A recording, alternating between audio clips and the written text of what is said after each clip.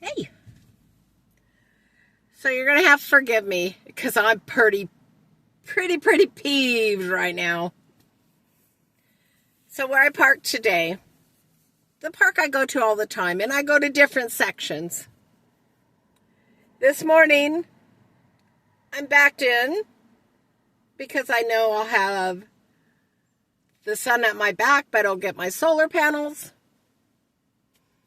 put up my curtains, went for a great walk, got back from my walk, and this little car that I always see parked by a schoolie bus was one over from me.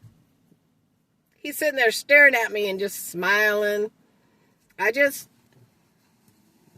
went about my business and he kept smiling, and he gets out of his car and he acted like he wanted to talk to me. And I'm just like, I'm not liking this. So he leaves, uses a bathroom, goes to his car, sits there, and he's staring at me. I'm so peeved. So finally he leaves, and I'm like, okay, whatever. So I did laundry this morning, put my laundry away, just doing stuff. Got my covers up on my windows down, my fans are going. It's 75 degrees supposed to be today, which it did. It was beautiful. So I'm like, it's too many, and it's not because they're homeless, but there's a lot of drug addicts that show up like after 4 o'clock. So I struggle going for walks because that means I have to lock up my van. And it's 75 degrees, which would make it like 120 in my van. And I can't do that to myself. So anyway, 5:30 rolls around and I'm like, well, I'm going to just walk around the pond, dump my trash. I come back. I'm taking down my curtain blinds that I have. Getting things situated so I could go park where I'm at now for the night. Here he comes. Parks next to my van, smoking a cigarette. And I said, do not approach me with a cigarette burning in your mouth. I'm already peeved because there was just something about him rubbed me wrong. So he gets rid of that. And he goes to lean in my window. I go, please don't do that. And he goes, well, this is a nice setup. I go, please don't do that. So I'm finishing getting stuff out of the way because I just want to leave. I'm kind of glad I stayed because this is what he said to me. We need to be careful, people. He goes, I watch you all the time. Pissed me off. Didn't scare me. Pissed me off. That someone thinks they have a right. He goes, yeah, I see when you put up your coverings, when you take them down. I watch you when you walk. He goes, I saw you taking pictures. He watches me. He goes, you're so beautiful. I'm going to the liquor store. Meet me at my bus in 30 minutes. Okay, I'm not going to say the words I said, and I'll talk to God about that later. But I did not say very nice words. I said, you got me mixed up with the wrong beep, beep, beep, beep, beep. I don't know who the beep, beep, beep you are. Talking to me like that, demanding me, telling me, ordering me. I go, first of all, though my language doesn't sound godly, my life belongs to the Lord. I don't drink. I don't smoke. If you do that, that's on you. That's not on me. Furthermore, I have a best friend named Smith and his brother Wesson. If anyone thinks they have a right to approach my van, to watch me, or to stalk me, are going to pay a price for that. And he just kind of looked at me. And I drove off. Okay, first off, I don't own a gun.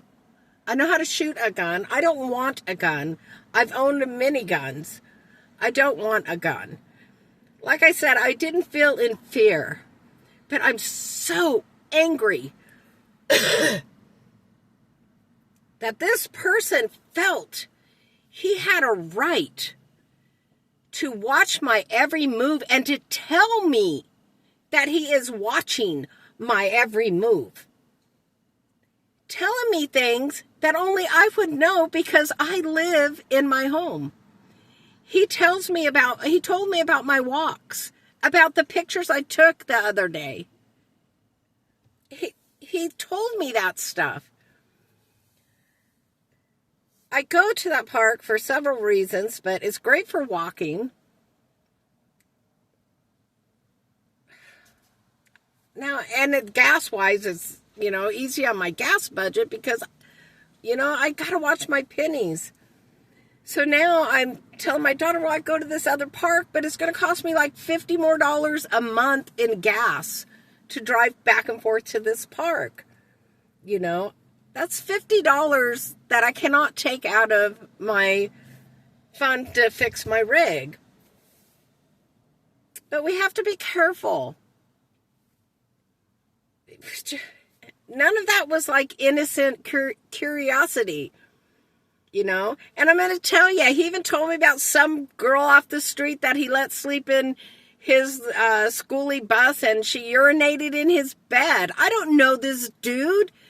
That's supposed to make me say, oh, yeah, I'm going to come visit. No. What the heck is wrong with this world? What is wrong with people? But I still got my joy. But man, that just burned my bacon, and I have not cursed like that in a long time. I've already asked God to forgive me for that. But I do need help in that area because that's the first time in years and years someone has burned my bacon like that. But I got to tell you, I didn't feel good cursing him out. Well, at the moment I did. But afterwards I didn't. Nor did I apologize, nor will I apologize to him. And prayerfully he will get the message and not want to come speak to me again. But we just have to be safe. We have to be safe out here in this world. Especially as women. I have been approached before, but never, ever has someone come right out and told me everything that I'm doing or have done for the past week. I don't get it. I don't get it. Anyway.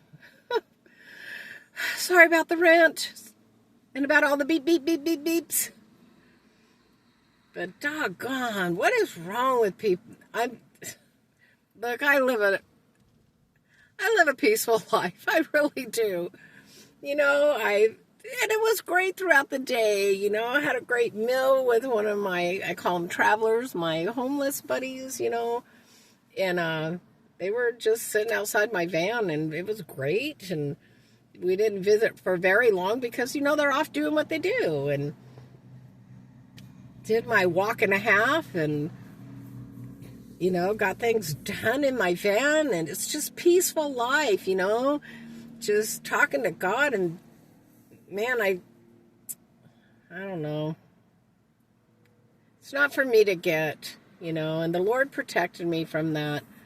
But I also feel that the Lord showed me, you got to be a little more cautious. A little more cautious. I go to that park, like I said, it's because it's so convenient. It's beautiful. It's easy on my gas.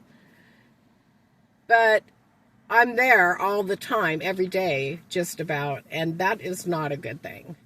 I need to switch it up. So that's what I'm going to do now. I'm going to just research other things. I'll drive out to the other park tomorrow. I'm not going to that park now. I got the hiccups. Yeah. Yeah, may God bless him on his way. And I pray for him. And he even told me he's an alcoholic. And I said, well, I'll pray for you. And the looks he gave me, I was like, okay. Anyway, thanks for listening. I'll be back tomorrow with such better words than the ones that I had let out of my mouth today. God is good. God is good. God is good. I pray that your weekend is as amazing as you are. Pray for me. I pray for you. And remember, please be safe. Even going into the grocery store is kind of iffy anymore. Be safe. Talk to you guys later. This is Gracie, and I'm out. Bye.